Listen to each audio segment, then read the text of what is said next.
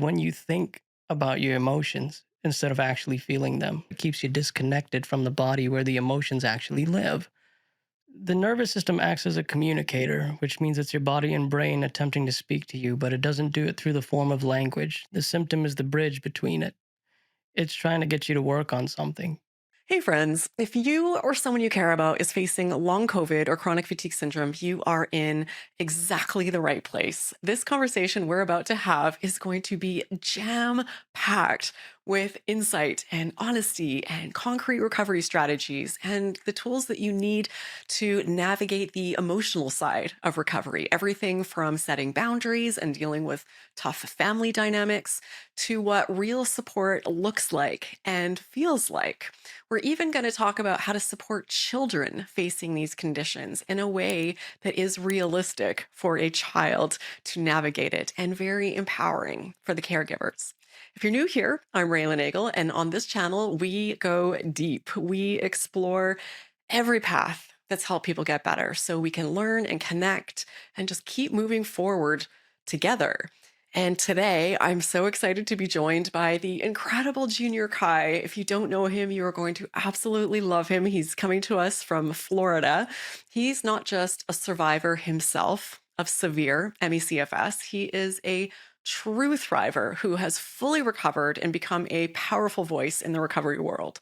For the past 3 years, as a key member of the CFS Recovery Program team, he's led daily recovery support calls. Imagine all he's learned from this, serving people at every stage of their journey, showing up with incredible wisdom and heart to help others find their way through. He even hosts group calls for caregivers, providing them the vital support that they need and deserve as well. So he knows this stuff well, so much so that people call him the Yoda of recovery. This interview is going to cover a lot. It's the kind of conversation that will leave you feeling empowered and hopeful and seen, and hopefully help you feel a little bit less alone on your journey. And if this resonates, please pass this video and share it with someone else who needs it. Let's dive in. Junior, so excited to have you here. Thank you for doing this. Of course, I'm happy to be back. It's been a couple years, huh, since the last We're time that we got on here and had a conversation. Yeah, we've been trying to figure it out. We were saying it'd be interesting to go back and watch that interview because we've learned so much since then. The scientific community has learned so much since then. Everything is constantly changing and evolving, and we're understanding this more and more every day. And I know you do this work day in and day out, hands on with people who are working through these conditions. So I'm just really excited to pick your brain and, yeah, hear how that's been going and what's been most successful with people. It's been going really well. And like you said, the past 2, 3 years since we had this conversation, I've learned so much since then. Some old theories that we used to apply, concepts that we used to teach, I don't teach them anymore because they've since become outdated. That's the What thing. what was Um, same for me, things that I used to talk about on the channel, I no longer talk about. What are some of those things for you? mm, so for me, like for example, you know how in the first call that we had, I don't know if you remember, I talked about two different teams, team cognitive and team physical. And Mhm. that was one of my big sticking points for our conversation. I still get people bringing that up to me today, talking about am I team cognitive, team physical? I found it's bigger than just a cognitive and a physical. The theme of what I was talking about more aligned to a general picture and scope of just balance. And balance isn't just a cognitive and a physical thing. It goes beyond, and I could talk about that for hours. If you're in the program, you probably heard me talk about it for hours. But um, yeah, I was talking about a little root. You zoom out, it's a gigantic tree underground. So that's one of the things that, and it's not that the concept was necessarily wrong, right? But it was just too zeroed in on one specific. I think I've learned to coach in a much more general scope, which number one is more effective and it helps a lot more people too. So, Yeah, if we dial it back even further, like if you go back 5 years to when I first started this channel, there are a lot of things that I put emphasis on that I no longer do. Just the whole concept of pacing, I think, became problematic and mm, was based around this idea that we had our body had a limited amount of energy and we had to respect that. And we now understand that completely different. It's more about what your nervous system is ready for, not that you have only so many spoons in a day. And we dial way back. I focused a lot on nutrition, and not that nutrition isn't important, but very few people that I talk to, their diet isn't the key thing that's moving the needle for them through these conditions. Just so yeah, it's changing so fast, but it's great, and it's not just that we're making this up as we go. Now I have so many doctors on the channel, and it's backed by science and research, and we really are understanding this more and more all the time. So let's get into it. Totally. Yeah. I think like an interesting one or something that's helpful for a lot of people is because I hear every day, I imagine you do too, that are people that they feel stuck. They say, "Okay, I get it. Like I'm watching the videos, I'm reading the books. I understand the nervous system and neuroplasticity and fight or flight and all of that. And I think I'm doing everything right, but I don't seem to be getting anywhere." So what are some of the things in your daily work with people that you find are keeping them, stuck or help them get past those points? And I think that starts with the questions that you ask, right? When a concern comes up to me and it's brought up in the form of, I watched all the videos, I understand all the things about the nervous system, I know the science behind it, I watched the interviews about the doctors. What's important is that we understand the concept that you might get it on an academic level, education wise, sure. I know you understand, but do you know how to feel? And that's the real question behind it, because there's a balance of understanding but feeling at the same time. Intellectualizing is when you think about your emotions instead of actually feeling them. You're analyzing, explaining, categorizing, basically staying in your head. It gives you the illusion of processing, but it keeps you disconnected from the body where the emotions actually live. So, feeling is letting emotion run its course physically and emotionally without trying to fix it, label it, or make sense of it in the right way. It's sitting with the sadness, but not attaching a story to it. It's processing the anger without placing blame on anybody, or grief, knowing how it shows up in your body without needing to solve it cognitively. The reason people intellectualize is because it feels safer, because the brain feels more in control. If it can understand instead of feel, ironically, it keeps the nervous system dysregulated because emotions stay stuck. So, if you're one of those people that comes into the program, presents me with a question just like that, if you're always trying to understand why you're sad instead of feeling the sadness, that's the first thing that we want to work on as a coach and a client.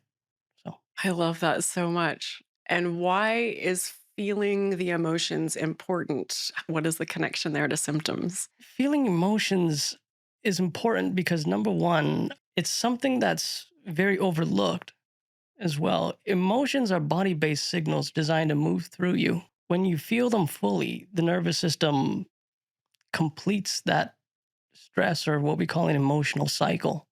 It learns the message and it can finally return back to a proper base, right? If you block or bypass without thinking the energy of that emotion, it stays stuck in the system. I see recovery the same way I see walking, right? If you walk on a sidewalk, you look down at your feet, how we move forward is left foot, right foot, left foot, right foot. Yeah.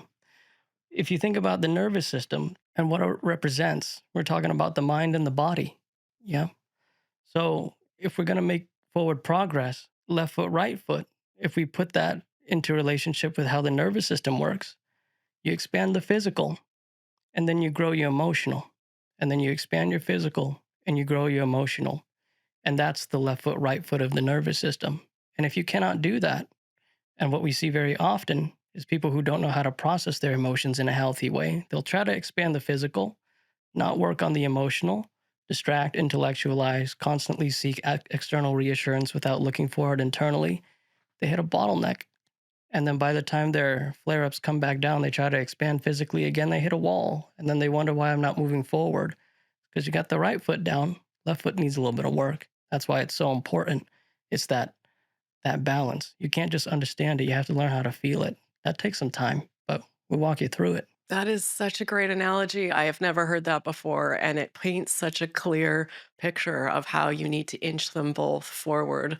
And if you're just trying to hop along on that one foot, you're not going to get very far. I wonder, are there different, and I suspect I know what you're going to say to this, but I'd love to hear you explain it.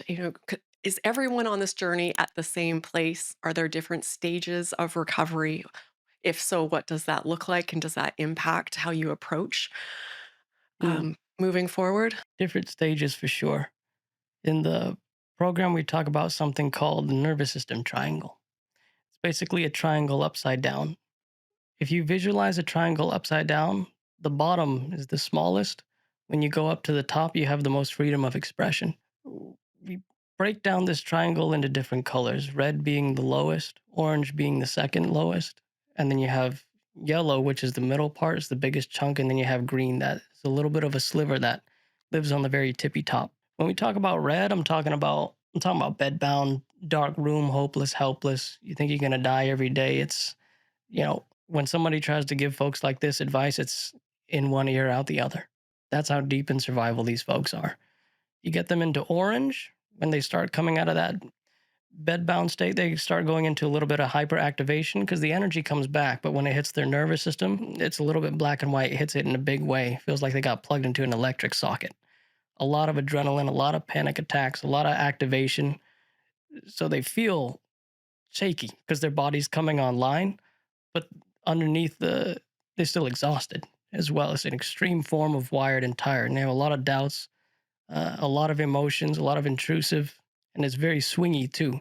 They can go from crying to calm in 20 seconds. I've seen it on a one-on-one call with folks. You go from there into a little bit of a lower yellow. You start associating safety with your room, your kitchen, your living room, the house. You start getting comfortable, right? Um, you start getting comfortable there. You start taking a few walks outside, maybe about 10, 15 minutes. This is probably where you hit about the halfway point of recovery. This is probably like the middle yellow of the triangle. So we're talking about from dark room, bed bound, till about maybe walking 15, 20 minutes. That's what we call the first half of recovery. That's a stage in itself.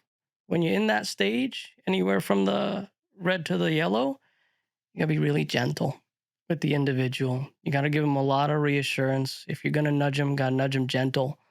Um, you have to give them a lot of support. If they ask questions, you answer them. They're gonna lean on you a lot, heavily. That's okay, right?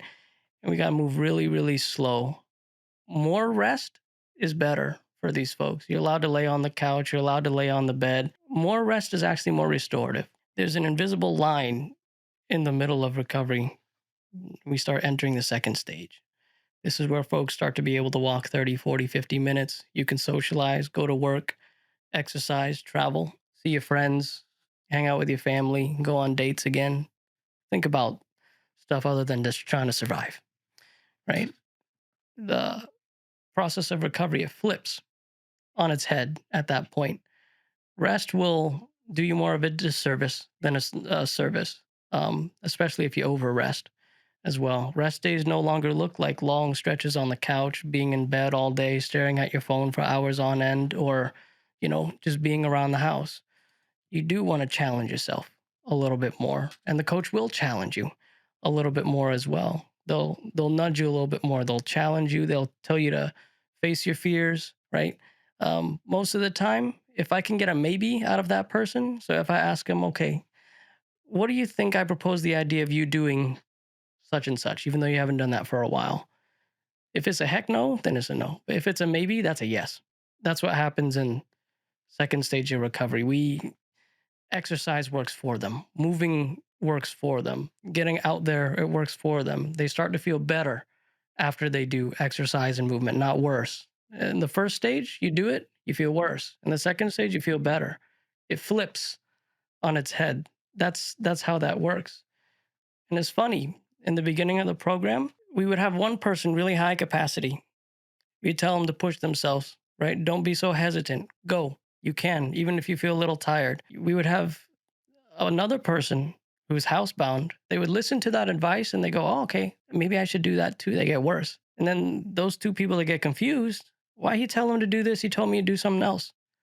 That doesn't make sense. They contradict each other. Two different stages, two different approaches. What we did in the program, we cut it. Now we have two different calls. One is called the Academy call. These are for folks from the red to the middle of the yellow. We have integrations calls. The title speaks for itself. It's folks who are higher, need that little bit of a different approach. I run those calls mainly. Um, we tell them to do it a little bit different. So now everybody's in the right place for their calls. That's the different stages. So, That's incredible. I am beyond impressed with all of the thought and planning that goes into the way you guys run your program. It is very intentional, it is very hands on. You look at the person, you see the person. I know you've all been through this yourself, the coaches, Miguel, so you get it. It's just what an incredible thing. I just think back to even 10 years ago and when we had virtually nothing available to now. Such a tailored approach for people. Yeah, it's really wonderful. I know you say that symptoms are intentional and every symptom has a meaning. So, can you go into that a little bit? okay. So I like to tell my folks don't pay attention to a specific symptom, right? The nervous system acts as a communicator, which means it's your body and brain attempting to speak to you, but it doesn't do it through the form of language. The symptom is the bridge between it. It's trying to get you to work on something. The body never does anything by accident. That's my belief. There's no such thing as an accident. Where we can get caught up, make the mistake, is we focus on the individual symptoms and we try to fix those things on an intellectual level in an attempt to suppress and make those signals go away. Right? I did that too. I'm guilty. That's why I know that other people do it too. I got a lot of people that I talked to that did the same thing I did. So we all guilty about it. I tell folks not to pay attention to the specific symptoms because it's not that you want to pay attention to, it's the theme of the symptoms. What do the symptoms represent? What do they make you do? So, for example, for me, I had a cluster of symptoms. I had nausea, I had a lot of fatigue, um, I had dizziness. I remember I had those. But instead of me trying to get rid of the nausea through taking ginger, um, or trying to do a mitochondrial supplement for my fatigue or something to help with the dizziness. I think I took like L-theanine or something for the dizziness. It helps with the brain fog too, right? And whilst those supplements are okay, they'll help support you and crutch you over, right? But it's not going to fix you. I'm not against supplements crutching people over. That's totally fine, right? You want to support your body too. That's part of the process. But understand the theme behind the symptoms. Every time I got dizzy, what happened? I got scared and I retreated and I want to go home. Every time I felt fatigue, I felt like I was doing too much. I got scared, I retreated, and I want to go home. Every time I felt nauseous, I thought I was going to throw up. I got scared, retreated, and I want to go home. The theme of my symptoms was the same. So instead of focusing on the individual, I focused on what it represented on a bigger scale. Because if you focus on the individual thing, right? So let's say for me, for example, my theme was I get scared or freak out, I retreat, I want to go back to safety. That was the theme. If I just learned to handle the dizziness by itself and I took a supplement, and let's say the supplement helped and it made the symptom go away, the brain's going to think he didn't learn his lesson.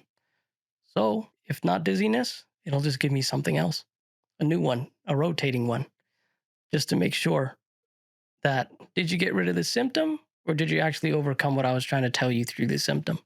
That's the most important thing. That's why I believe there's no symptom that ever happens on accident. But here's Yeah. the thing, Raylan. In the beginning, when folks are not in the logical mind, they're really in survival mode. It's hard for someone to wrap their head around that, especially if the experience is so physical. So sometimes it's better when folks are in that stage, so sensitive. Sometimes it's better to tell them it's a glitch or that your brain's misfiring or that your nervous system is sending incorrect signals for now. When they get a little higher, their nervous system's a little bit more resilient. They have the capacity to hold the weight of that truth. You tell them later. That's why on integrations I'm a little bit more direct with the information. On Academy, you gotta keep a little bit surface level. That makes a lot of sense. I'm thinking too, wait, I get so many people asking me or putting comments on videos, just coming up in all sorts of spaces. trying to figure out if and how they can recover in their specific environment. Maybe they're in a romantic relationship with their spouse that is not healthy, or their parents are really not understanding, or the in laws are demanding and they can't figure out how to set boundaries. There's just a lot of fear and stress and focus that goes into, or when I have children, or like, so setting boundaries with the people around them, and how do they recover, can they recover with all of this external stuff in their world. So how do you what do you say to people, because I'm sure that comes up a lot for you guys as well. Mm. Boundaries is it's a balance, right?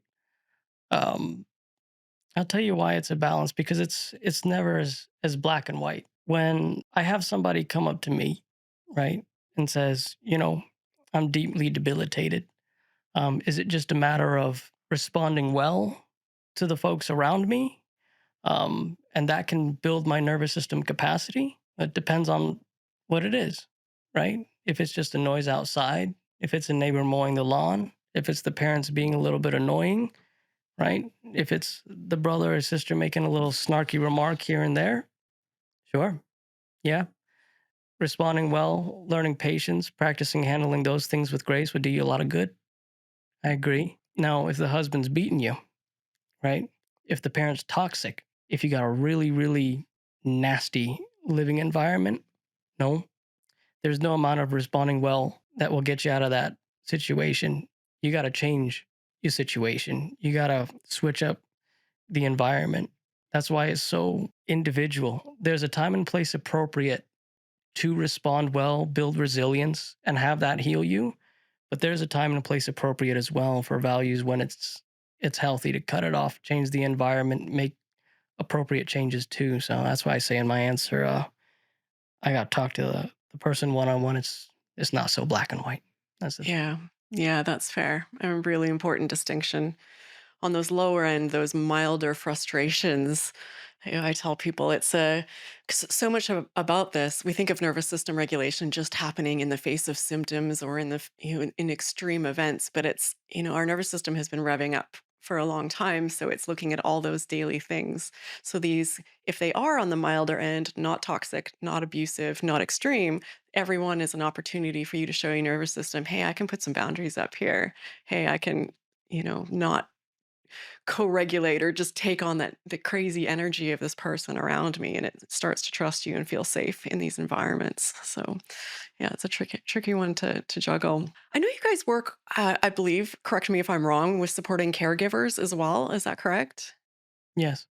So what does that look like? I'm like, as someone who had CFS, but also grew up with a mother with CFS, my father and I struggled so much, and I would have given anything to have any sort of support or guidance through that process. So, how do you support caregivers, or what would you say to caregivers who are supporting people going through this? I watched your full recovery interview, Raylan, and I saw the tribute you did for your mom as well. So my heart goes out to you and your family for that. When it comes to caregivers, I just came off a caregiver call right before this. It's something that I've never seen before, but it's a resource that I always wish I had. And that's pretty much the theme of how our program is built of we go back in time, analyze the things that we needed that would have made our lives easier, and then we add it for the folks who are new to the program. So they have those resources. The caregiver call is exactly what it stands for. It's parents, it's partners, it's friends, it's loved ones who support a thriver in the program. They don't pay extra for it either, right? They're allowed to come onto these calls. These are where these folks support each other, lift each other up. I guide them through, and it's a really cool dynamic between me being a coach, but also someone who is sick themselves, talking to people who never were, but are taking care of one, because it almost fills a void in me. It's almost like me telling my dad what I needed from him, but I'm telling it to another parent so they can do it for them. Um, so that's pretty much the dynamic of it. It's pretty awesome. And I don't think, and correct me if I'm wrong, but we're like one of the few that actually do that. I don't think I've ever seen a resource like that being built. And in the beginning, it was a small group. Now it's quite large, believe it or not, because to be a caregiver is to be strong. as well because it helps these folks find some support in one another and tell them, your frustration's valid, right? Your anger is valid. Sometimes you come home from work, you cook, you're exhausted, your son or daughter can't move. That's got to be tough. That's the thing. You come to these calls, we help you with that to at least keep your head above water. I know what it looks like to have a drowning parent not know what to do, has the weight of the world on their shoulders and feels lost without guidance because you got somebody with CFS, long COVID, fibro, you got one problem, right? You got a parent that's struggling to keep their head above water while trying to take care of somebody like that. Now you got two. That's an issue. That's why these calls exist. It's extremely important, I think. What's so important as someone who's been on both sides, it's a really complicated thing. At least it was for me being on the caregiver side, because your heart is breaking for watching your loved one suffer. You feel helpless and powerless. I felt a lot of looking to me to solve this for them and thinking the doctors don't even know what to do. How am I supposed to know what to do? But then also, I didn't feel like I had the right to suffer as well. I didn't have the right to complain. I didn't have the right to say, this is hard for me. Because sometimes people would say, "Oh, this must be so hard for you." And I'm like, "No, no, no, no. It's really hard for my mom. At least I'm healthy. I'm fine." And I was not fine. And sometimes you have emotions towards that person that aren't always positive. Sometimes I'm like, just one day, I want to ask you how you're doing and not get a 45-minute summary of all your symptoms, and it's just, and then you feel so guilty because you're like, oh my goodness, they're trapped in this hell. So, yeah, caregivers get burnt out too. And so I just think this is absolutely incredible. And it sounds like one of the most powerful things is just bringing people together so they're not alone and just validating that experience and giving them a chance to talk through this. You know how powerful it is for a parent to have their partner, their kid struggling, and they see another parent on the call has their partner or kid struggling too. Say, man, we all struggling. And then the next week, one of them comes on and says, she's getting better. You know what that does to the other parents on the call too. Oh, mine can get better as well. That's a special thing that can only be achieved through something like a caregiver call. You are so right, because those of us going through it, we can get that hope through whether watching recovery stories or the things that we all do, but the caregivers typically aren't doing all of those things. So they don't have that hope. They don't see it's ever going to end. There's no light at the end of the tunnel. So, yeah, I think that's a really, really incredible thing. Hmm. Can I ask you I, something, Raylan? yeah, You've done over 75 recovery interviews. Yeah. over 250 now. 250? Yeah. 75 is an outdated number. It seems like that's a lot of interviews, Raylan. Do any of them talk about their parents and how they were affected? Like parents or caregivers or in general, yes. But mostly what I hear is guilt around the impact that it has on the people around them. But definitely seeing that all the sacrifices that their parents or their partners had to make and how hard it was for them to watch. But it's not a lot in depth. But yeah, people definitely do talk about it. The reason that I ask is because I also want to pick your brain as well. You say with the caregivers, they feel bad, but the we call them thrivers, but the folks, they feel immense amount of guilt. So on my next caregiver call, that's going to be my topic of the day. I share a topic almost every single call. I'm going to talk about, hey, tell your folks it's not their fault. They don't got to be guilty for nothing. And I'll walk them through the practical steps on how they can make that happen. So thank you, Raylan. Yeah. Yeah, that's a great topic. And it was guilt about just living. Mhm. Like I always felt guilty that I got to go out and do things. And when the other person couldn't, like my life should stop as well. So yeah, I think that's really important. Good. Thank you.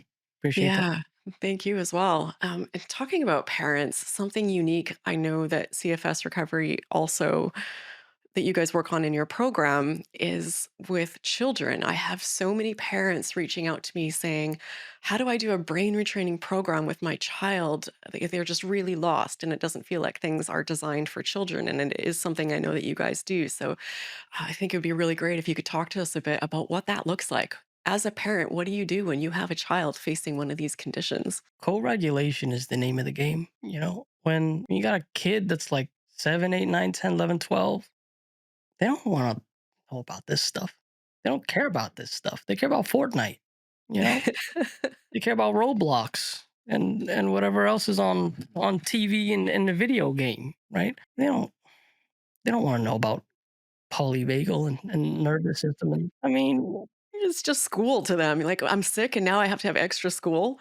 come on, nobody wants to do that. That's the thing, and no parent is going to put their kid through that type of education of teaching them the layers behind the nervous system. So when coaching children, we do it through the parents, right? The parent becomes the main co-regulator, the proxy nervous system, right? The kid learns regulation by borrowing the parent's regulation. So what does that actually mean in terms of a parent? Well, number one, if you're a parent, you're watching this and you have a child under the age of 15, right? They can heal.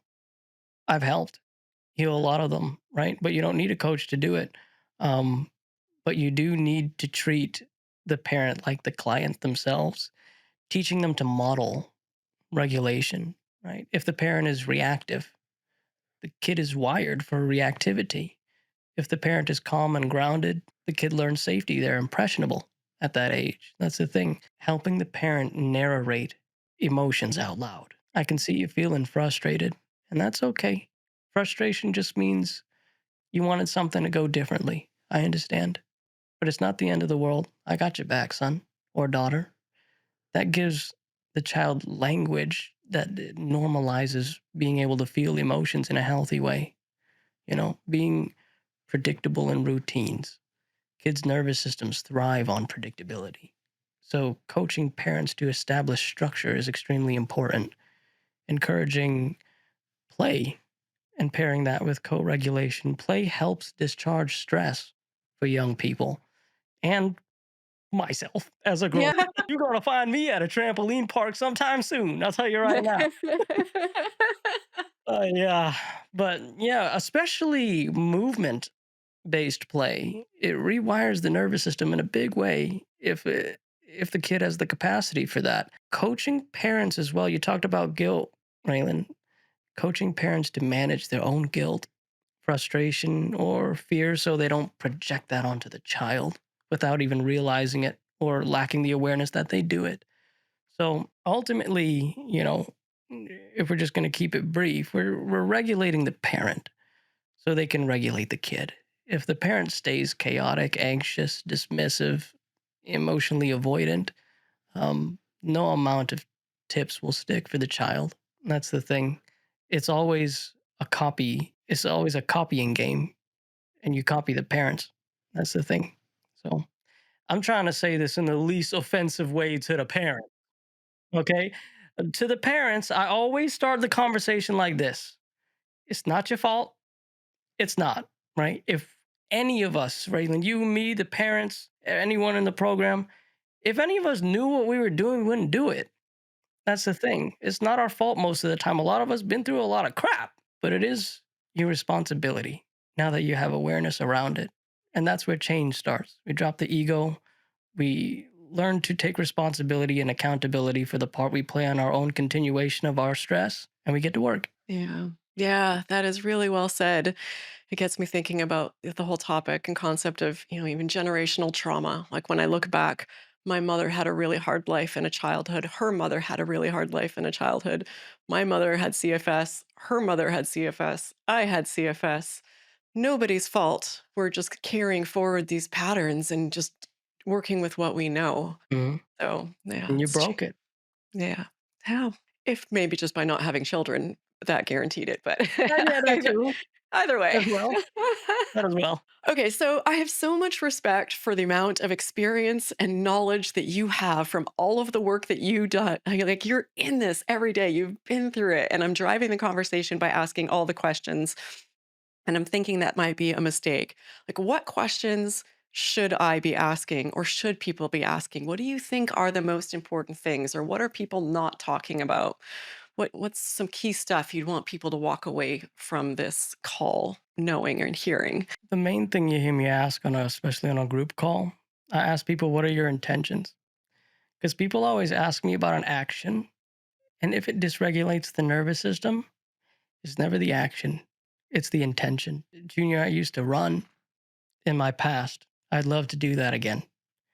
Will I be able to do that? Because every time I run, I flare. Well, you got to be honest with me. What's the reason why you ran in the past? Is it because you didn't want to deal with your emotions? Or was it because something that was healthy because you loved? Most of the time, the answer is number one.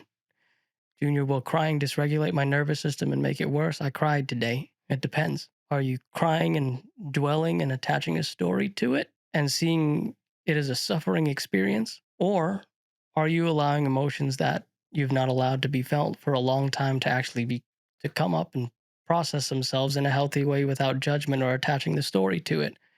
Because one of them is healing, the other one is not, right? Why do you do things? Intention is extremely important.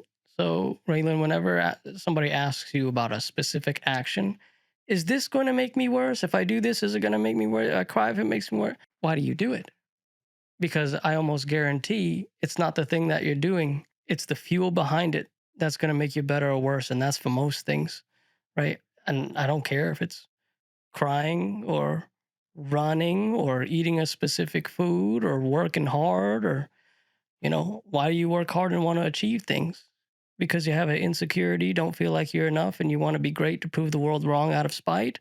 Or is it because you genuinely love your job? You want to go on to inspire, help a lot of people, and that's your mission. And you know it now. Because there's a difference between the two. A lot of people come up to me, they get scared. Am I allowed to be a touring artist after this? Am I allowed to party, hang out with my friends, go for a run, climb Everest? Can I even do those things? Of course you can, but you got to ask yourself why you do it.